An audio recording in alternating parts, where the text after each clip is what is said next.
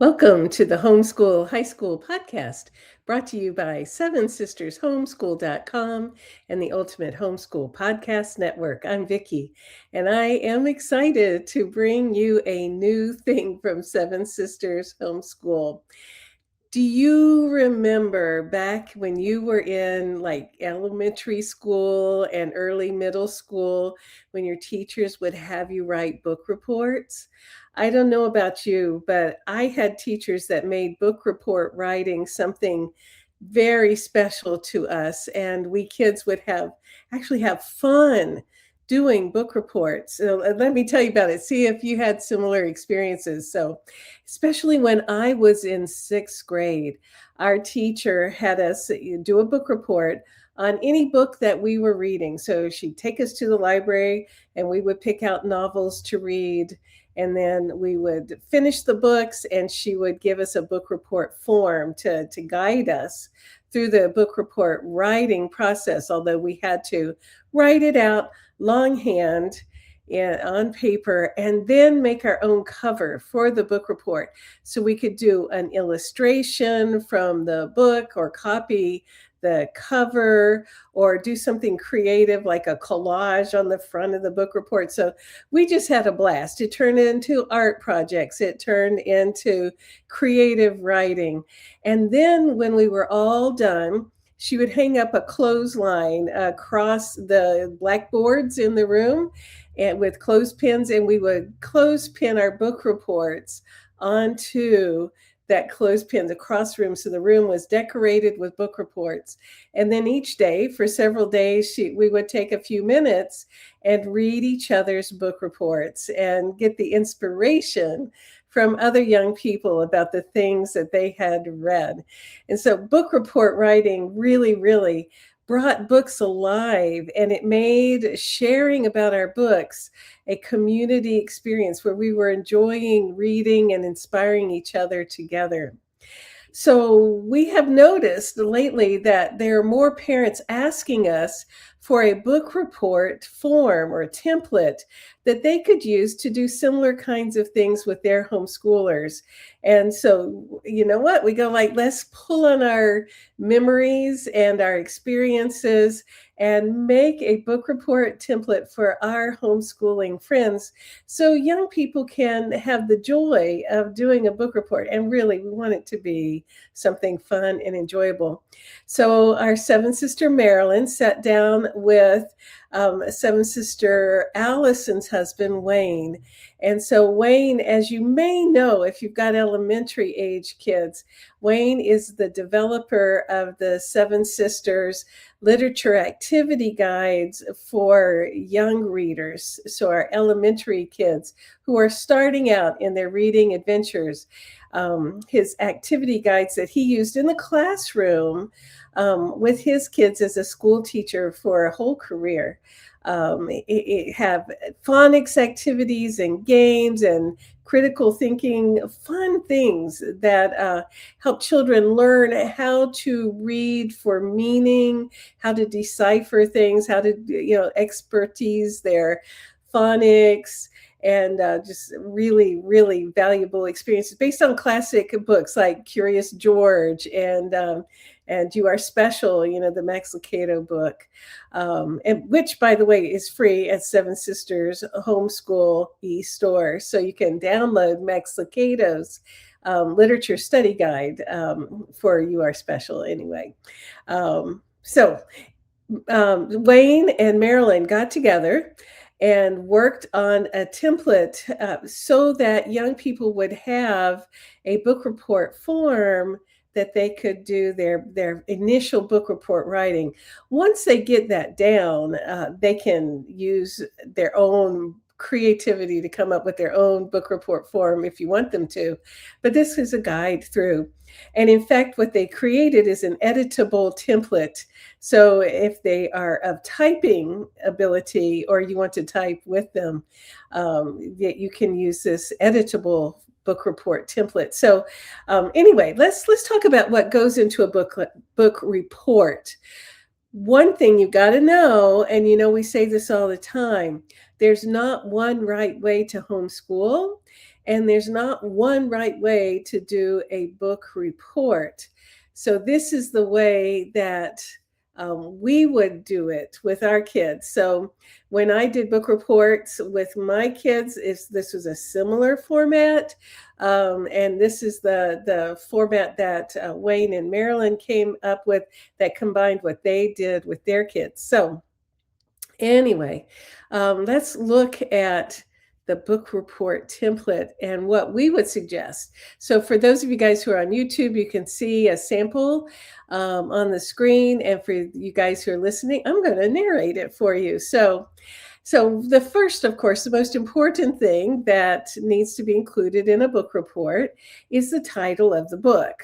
That's a duh. And then next, they need to add the author of the book. And literally, a lot of times kids cannot remember who the author is. So to actually write it down gives them a better interaction with the book. The next thing they want to learn the skill for doing is adding the date of publication. So part of that is so that, especially for the middle schoolers, is they're starting to develop the skills of reading through the author's perspective. And so if they know the date of publication, approximately when the book was written, they kind of have an idea of a little bit of what history was going on at that time period, how people might have been living and thinking. But they also, no matter what time period it was written in, young people need the experience of looking in a book at the page that contains the date of publication and the publisher. So they can include the publisher. They will be doing that on research papers in a few years. All right, then they will also want to note whether it is a fiction or nonfiction book. And of course, they need to gain those skills. So the younger elementary students, they may have to think about it sometimes. And by the time they get to middle school, it's a no-brainer. But along with that, if it's a fiction book, we want to know the genre of the fiction book. So is it historical fiction or a mystery or a thriller? So what kind of fiction book is it? Or if it's nonfiction, what is the genre? Is it a biography? Is it a how-to book? Is it a science or a history topic? So things like that. So they are, delving into the analysis skills there. Then next, they will also want to include who are the main characters. So, in a novel, it's really important to identify who is the main character or the main characters, who are characters that go along with the main character, so sidekicks or other additional characters, and what the setting is. So a lot of times in nonfiction, the young people will kind of have to talk to mom about that. Like, what would a main character in a nonfiction book? So if it's a science book about, animals in the African Sahara, well, the main characters would be animals in the African Sahara. In, a book, that is a biography, well, the person the book is about is the main character of the book. All right, next is you're adding the setting. What is the place and time the book is written in? So in a novel, that is pretty easily identifiable most of the time, but you want to identify it. In a nonfiction book, a biography, usually that's pretty easily identifiable. In a how-to or a science book, maybe you'd have to talk to each other about that. Like, oh, this is written for the modern times, so it's for us in our current life. This is how to do this thing. All right, and then what they will do is a short summary of the book. So in an initial book report, they are not regurgitating the entire book. They are giving a quick summary of the book. So the beginning of the book, the middle of the book, and the end of the book. And what Marilyn and Wayne are suggesting is to not include spoilers. So, like in my sixth grade class, when we would share each other's book reports, we never put the spoilers in. What are the plot twists? What are the surprises? Well, we left that part out in the description of the book. Because we didn't want to mess up the reading, if somebody else got inspired and wanted to read the book. So just a basic beginning, middle, and end of the book in fiction. In nonfiction, they simply write a brief description of the topic of the book and give a few examples, like 2 or 3 examples that really stood out to them, like in a biography where the person's born, what they're famous for, important people in their lives, things like that. And then one of the things that's really good discussion material, and sometimes the more elementary students may get a little bit tangled up in this, so y'all may need to work on that together, is what was the author's purpose of the book?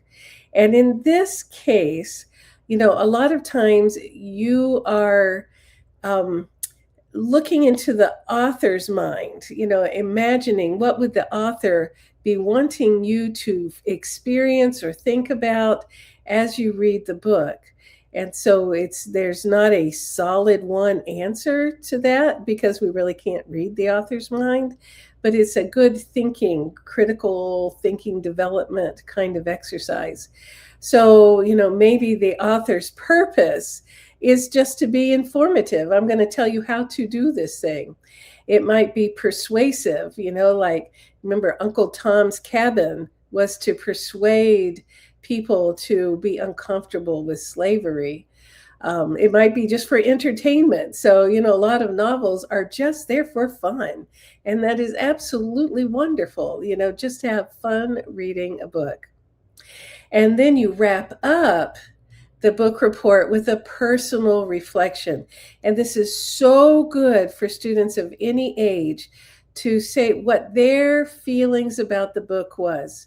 So did they find the book interesting, or was it challenging? Was it enjoyable? Did it change your perspective on anything? Like maybe they read Uncle Tom's Cabin back in, 1860 and go like, oh, this slavery thing is just terrible. The book changed my perspective. Would you recommend the book to someone? And if so, who might enjoy it? What kind of person would enjoy that book? How old would they be? Do they have to have a certain personality? So you think about, those kind of questions as you write the personal reflection.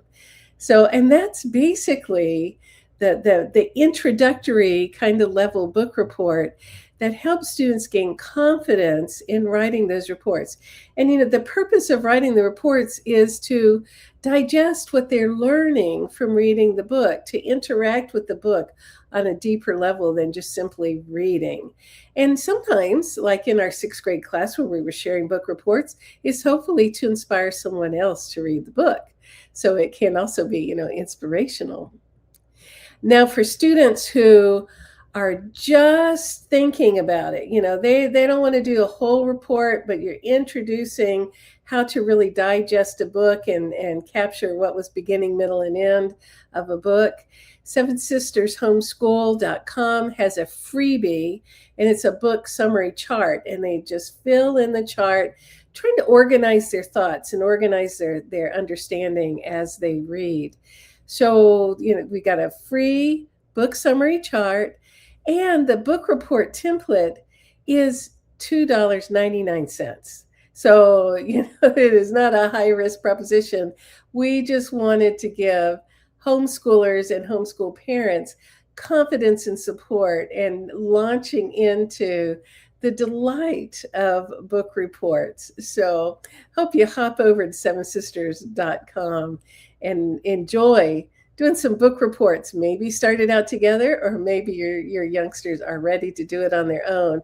But all of these kind of ideas and experiences will help them get ready then for the high school reading and writing that they will be doing in just a few years.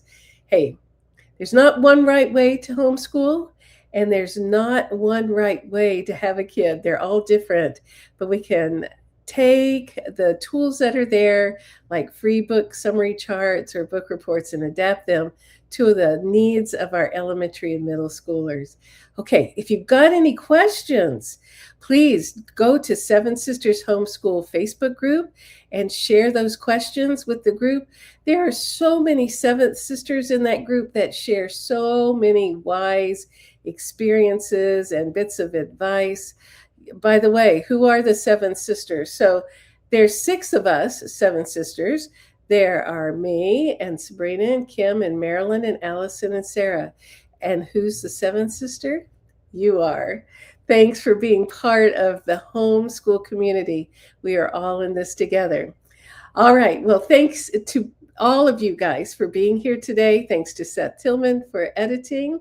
And we will see you all next week.